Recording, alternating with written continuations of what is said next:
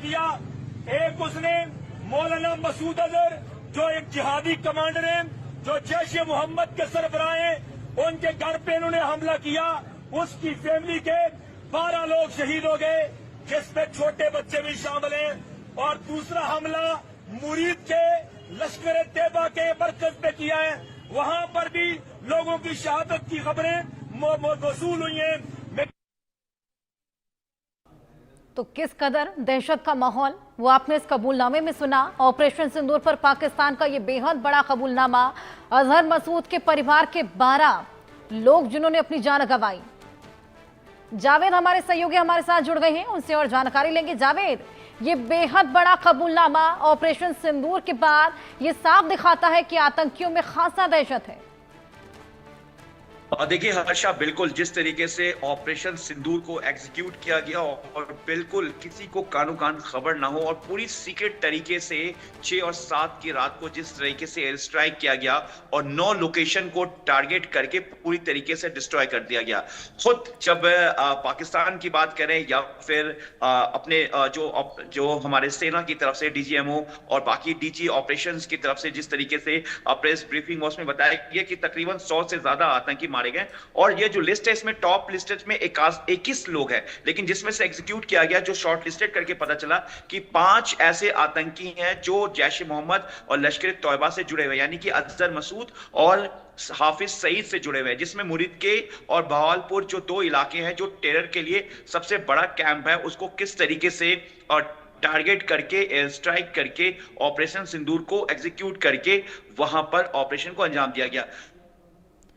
अजहर मसूद जो कि कंधार की बात करें, साल 1999 में कंधार प्लेन हाईजे का जो मामला था उसमें छोड़वाया गया था, उसके बाद से वो पाकिस्तान में है। अजहर मसूद। चलिए जावेद से जुड़ने की कोशिश करेंगे, टेक्निकल ग्लिच के चलते उनका फ्रेम फ्रीज हो गया है। अजहर मसूद के परिवार के 12 लोगों की मौत हुई थी, लेटर लिखा था और यहाँ पर रोकता बिलकता हुआ भी नजर आया था।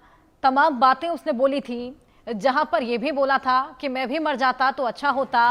तमाम परिजन अजहर मसूद के जो कि मारे गए थे जब ऑपरेशन सिंदूर किया गया था, जिसमें तमाम आतंकी ठिकाने जिन्हें निशाना बनाकर आतंकवाद की कमर तोड़ने का हमारा मकसद और मंशा। हालांकि उसके बाद पाकिस्तान की बौखलाहट कुछ इस कदर बढ़ गई थी कि पाकिस्तान हमारे यहाँ के रिहायशी लोगों को निशाना बनाने लगा था। एलओसी से सटे तमाम रिहायशी इलाकों पर लगातार प्रहार बरसा रहा था, कभी मिसाइल से अटैक करता, कभी ड्रोन से अटैक करता। लेकिन पाकिस्तान जिस तरीके से बैकआउट कर जाता है, क्योंकि पाकिस्तान को ये रियलाइज हो जाता है कि पाकिस्तान की बस की नहीं है भारत से जंग लड़ना।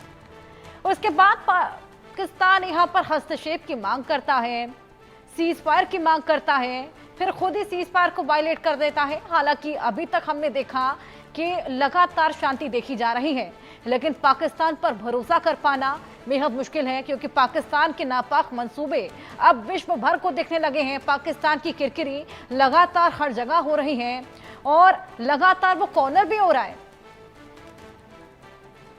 तो पाक जिहादी को भी हमने आपको सुनाया, जो कि ऑपरेशन सिंदूर के बाद कबूलनामा देते हुए नजर आया था। आतंकी मसूद को मौत से बेहद बड़ी सजा मिली है, जो तमाम परिजन उसने अपने लूज किए हैं। वहीं उसके बाद ये बेहद बड़ा कबूलनामा ये साफ बताता है कि पाकिस्तान जो लगातार आतंकवादियों को पालता है, पोसता है, पनाह देता है, लेकिन भारत ने ये ठान लिया है कि आतंकियों की कमर तोड़ के रहेंगे।